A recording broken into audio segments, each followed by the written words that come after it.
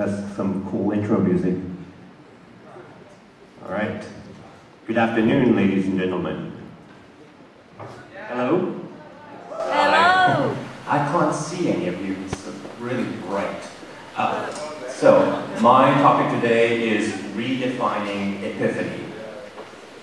So, in preparing for this talk, I said the word epiphany more times in the past couple of weeks than I have ever had in my entire life. And I thought to myself, I know what the word epiphany means. You know, I'm a shot in college alumnus.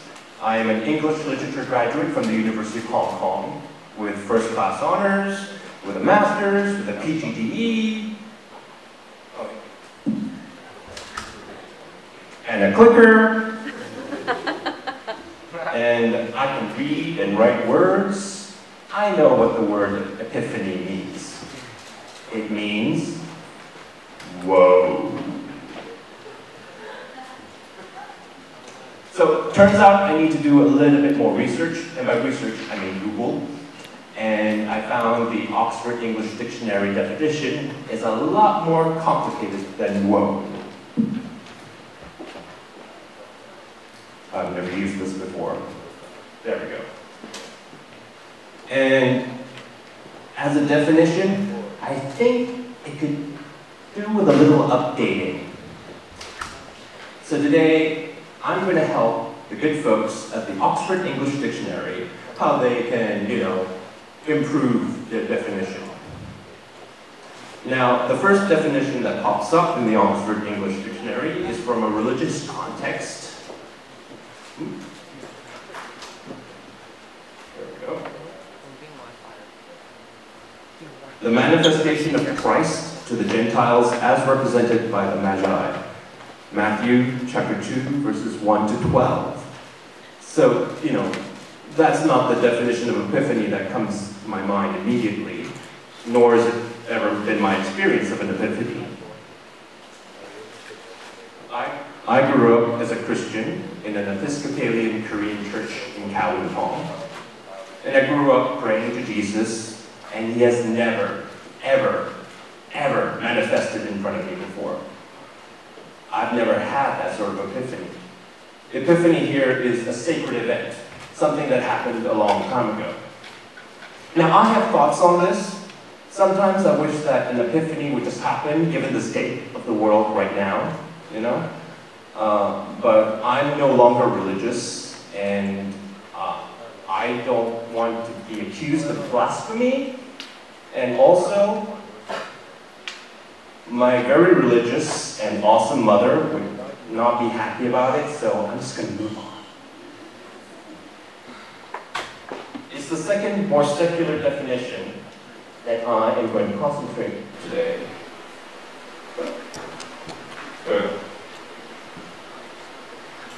A moment of sudden and great revelation or realization. Whoa. Now, I said that this definition needed updating because I think that while it's succinct and accurate, I want to make it more accurate to my experience as a Chawton College alumnus, English literature graduate from the University of Hong Kong, yada yada yada. So, my first problem with this definition is that the word epiphany, there's an implication there that epiphanies are, the experience of an epiphany is passive. It just happened. Oops. There we go. Come back. There we go. So it's like a magic trick. You're just in the audience and you're watching it happen. Here's the epiphany.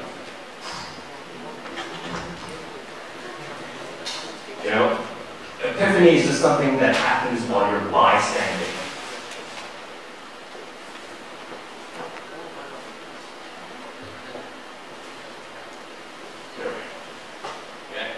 So, now I know epiphanies can happen anywhere, anytime, and I'm not disputing that. What I am suggesting is that more people actually seek out epiphanies than let it just happen to them. They go travel, seek guidance, go on retreats, read self-help books, go to TED Talks, They do so much to seek them out. So I actively sought to get clarity about my life in a course that asked me to identify a persistent problem. And that persistent problem is, or was rather, my ex-girlfriend. You're allowed to laugh, okay? And that's not really her. Okay, that's just a representation. She would kill me if I used her actual photo. We had broken up a year before I had taken this course. And before then, whenever I saw her as my ex, I would do this.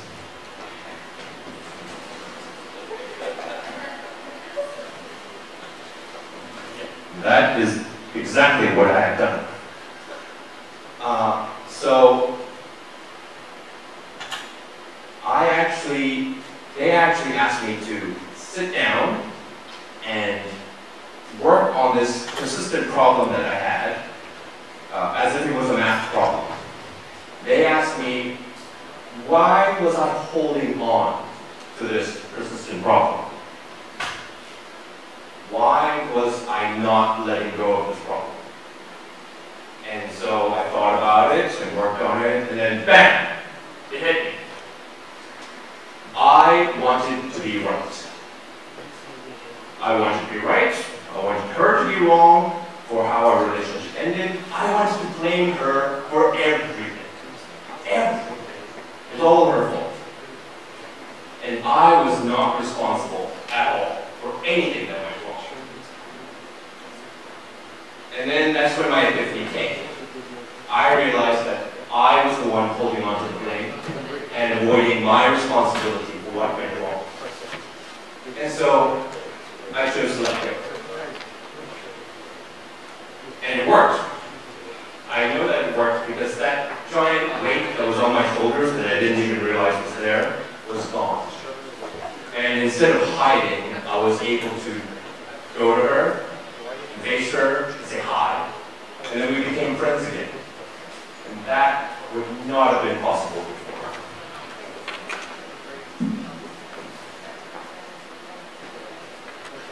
A little representation of that.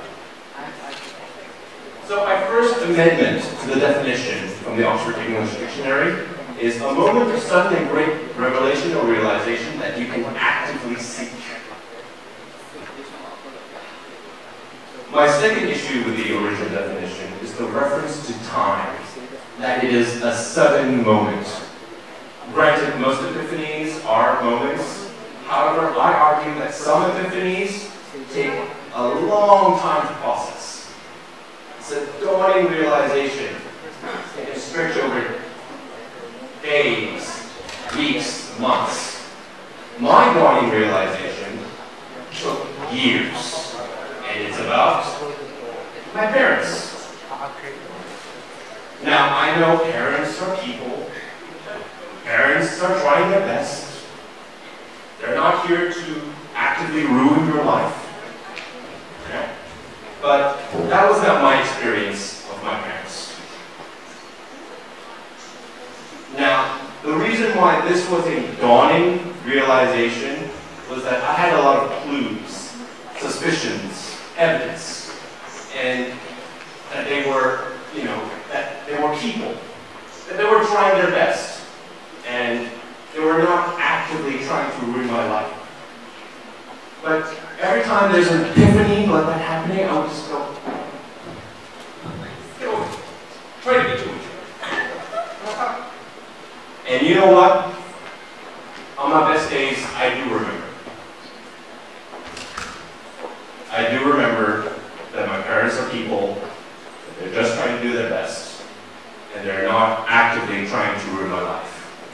They're just trying to live the best version of their life. And this epiphany took a long time to process. So, Amendment 2, a moment of dawning or sudden and great revelation or realization that you can actively seek. My third issue, what are these realizations about? Could it be about anything? For example, here's a realization I had a couple of years ago with my children at the dining room table. Get ready for this. This is a big one. Farts are the ghosts of food.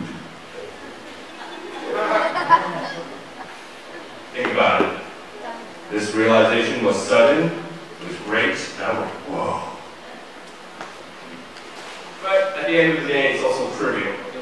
That's a shower thought. And we have to have standards. We're at Shotton College. Please laugh. I like the way you... I would say that epiphanies are about life. Not in the abstract, but in reality. About something that is actually going to impact your life and the people in your life. And everybody has examples of this. You know, it's the moment when you realize you're in love with someone. It's the moment you realize you know what you want to study. It's the moment you realize what you don't want to study. And it's the moment you realize what your life is for. So, third amendment, a moment of dawning or sudden and great revelation or realization that you can actively seek about your life. Now, connected to what epiphanies are is the scope and impact of them. It's not just about having a thought. It's about what you do after you have the epiphany. I had an epiphany in my early 20s, and I figured out what my life is for. My epiphany is that my life is for creativity and empowerment. I want it for myself, for my family, for my students, for my community, and for the world. Now, before I had this epiphany, I was an English and drama teacher. I enjoyed doing it. I had some skills. You know, I was doing pretty well, but I didn't get why I was doing it. Not really. But after I had my epiphany, I knew what my life was for. And I found the why. And instead of just a job, I have a career and a mission. And I no longer have doubts about what I should be doing with my life. Before this epiphany, I was worried and I was thinking about maybe I should be a teacher or, you know, a writer, or maybe I should be a university academic or an actor or a poet. And after this epiphany, I realized it didn't matter what role I was playing, as long as it served my life's purpose. So, you know, creativity and empowerment. This is why I have worked in one company for 2 decades, teaching drama and English. This is why I write and direct plays for children and families, and writing exciting roles that the children are excited to play. This is why I donate to causes, I help fund Kickstarter events, and go to exhibitions and plays by my family and friends. This is why, instead of becoming just one teacher, I became the general manager of an incredible group of teachers, and to help them teach better, and to help them impact a larger group of students. And this is why I stay up late, finishing plays, editing short films, working on projects. And this is why I am here at Shotton College, you know, visiting career evenings, giving advice, joining the Alumni Association, going to late meetings and making plans and talking. And it's all to help bring creativity and empowerment to the people in the community. So, realizations and thoughts are nice, epiphanies are great, and actions are what make things happen. Fourth and final amendment. A moment of dawning or sudden and great revelation or realization that alters your perspective of life, that you can actively seek about your life, that then pulls you into action. So that's my new updated definition. It's not succinct, and the Oxford English Dictionary team would definitely not hire me. However, that's the definition that makes sense to me. A Shotton College alumnus and English literature graduate from the University of Hong Kong, who grew up in an Episcopalian Christian church, who now leads and empowers people in his life and community through creativity and education. So my advice to you is seek your epiphanies, redefine yourself, and take action. Thank you.